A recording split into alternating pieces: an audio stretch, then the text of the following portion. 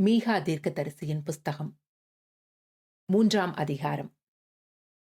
நான் சொன்னது, யாக்கோபின் தலைவர்களே, இஸ்ரவேல் வம்சத்து அதிபதிகளே, நியாயம் என்னதென்று அறிவது உங்களுக்கு அல்லவோ அடுத்தது.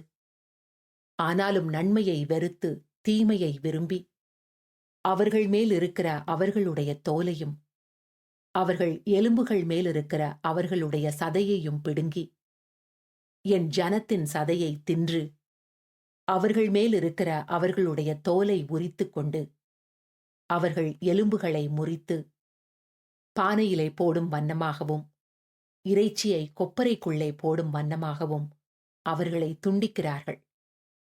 அப்பொழுது அவர்கள் கர்த்தரை நோக்கி கூப்பிடுவார்கள். ஆனாலும் அவர்கள் தங்கள் கிரியைகளில் பொல்லாதவர்களானபடியினால், அவர் அவர்களுக்கு மறு உத்தரவு கொடாமல், தமது முகத்தை அக்காலத்திலே அவர்களுக்கு மறைத்துக் கொள்ளுவார். தங்கள் பற்களினால் கடிக்கிறவர்களாயிருந்து, சமாதானமென்று சொல்லி, தங்கள் வாய்க்கு உணவை கொடாதவனுக்கு விரோதமாக சண்டைக்கு ஆயத்தம் பண்ணி, என் ஜனத்தை மோசம் போக்குகிற தீர்க்க தரிசிகளுக்கு விரோதமாய் கர்த்தர் சொல்லுகிறது என்னவென்றால், தரிசனம் காணக்கூடாத ராத்திரியும் குறி சொல்லக்கூடாத அந்தகாரமும் உங்களுக்கு வரும்.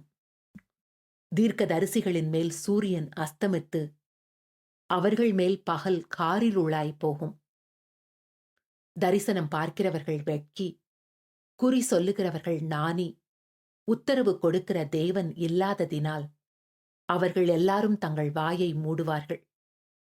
நானோ யாக்கோபுக்கு அவன் மீறுதலையும், இஸ்ரவேலுக்கு அவன் பாவத்தையும் அறிவிக்கும்படி கர்த்தருடைய ஆவியினாலும் பராக்கிரமத்தினாலும் நிரப்பப்பட்டிருக்கிறேன்.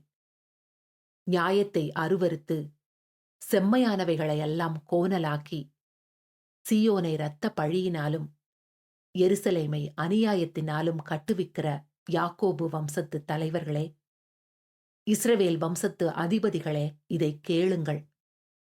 அதன் தலைவர்கள் பரிதானத்துக்கு நியாயம் தீர்க்கிறார்கள். அதன் ஆசாரியர்கள் கூலிக்கு உபதேசிக்கிறார்கள். அதன் தீர்க்க தரிசிகள் பணத்துக்கு குறி சொல்லுகிறார்கள். ஆகிலும் அவர்கள் கர்த்தரை சார்ந்து கொண்டு, கர்த்தர் எங்கள் நடுவில் இல்லையோ, தீங்கு எங்கள் மேல் வராது என்கிறார்கள். ஆகையால் உங்கள் நிமித்தம் சீயோன் வயல் வெளியைப் போல உழப்பட்டு, எருசலேம் மண்மேடுகளாய்ப்போம். ஆலயத்தின் பர்வதம் காட்டு மேடுகளாய்ப்போம்.